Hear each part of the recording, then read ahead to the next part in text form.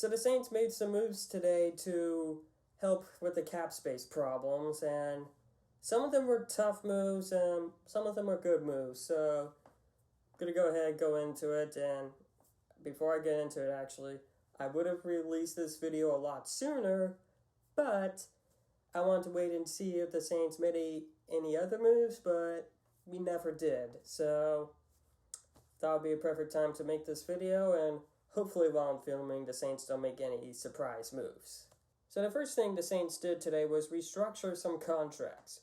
The first contract we restructured was Andreas Pete's contract, which saves us $6 million. The next contract we restructured was Malcolm Jenkins' contract, which saved us $3.4 million.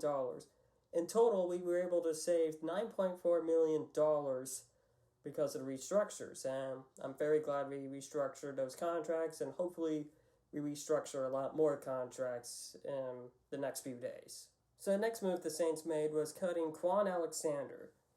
Now this one stings, but it was the absolute right decision for the Saints, because for one thing, Quan Alexander is super injury prone. He's very injury prone. He tore his Achilles last year, and he costed about $13 million.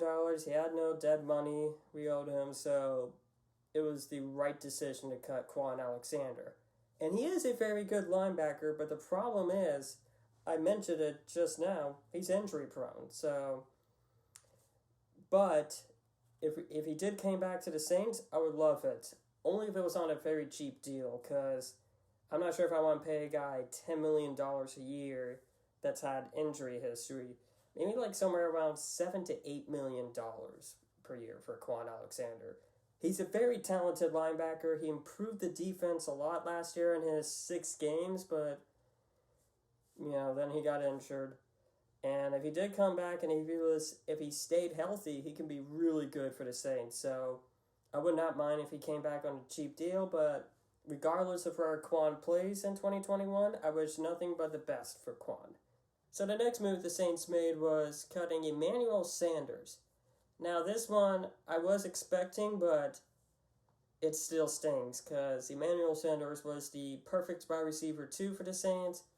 Now, he wasn't as explosive as I thought he would be last year, but to be fair, he did deal with an injured Drew Brees. Taysom doesn't know how to read a defense, and he did have COVID at one point, so yeah, it would have been a lot better year if Drew stayed healthy and if Emmanuel didn't get COVID, but it does sting, and it does make sense to release Emmanuel Sanders, because for one thing, it saves us $6 million, and another thing, he's an aging receiver, and the Saints have some young receivers that could emerge next year and possibly take over Sanders' spot, so I'm fine with releasing Emmanuel Sanders. I have a lot of confidence in Marquez Callaway and Deontay Harris. Hell, who knows? Maybe Tre'Quan Smith will finally have a consistent season. So I'm very excited about to see how our receiving corps does this year. But even if our coaches don't trust any of our receivers to become our wide receiver 2, there is the NFL draft.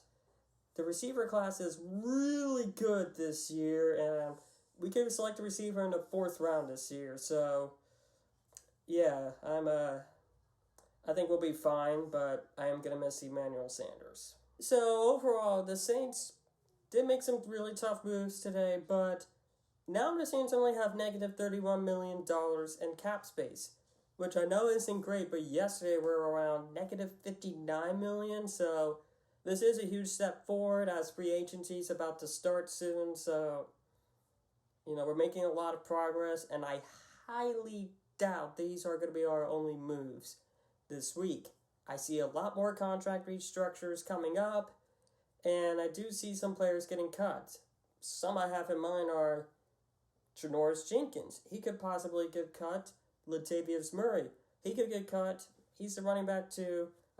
He's a really good running back too, but running backs are replaceable, especially running back 2s. And Malcolm Brown, he's been involved in some trade rumors, and I highly doubt he gets traded, so he's definitely getting cut. So I do see the Saints making some more moves, And I have a lot of confidence we'll be able to fix the cap space without having to move any of our star players like Marshawn, Michael Thomas, Alvin. I know those last two aren't going to be moved, but I just want to give an example of how I value a star player, who I consider a star player, excuse me. So there's that.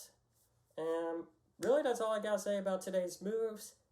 Go Saints, and remember, do not listen to non-Saints fans about the cap space. They know nothing about the cap space, and they do not know how the Saints handle a cap space. Peace.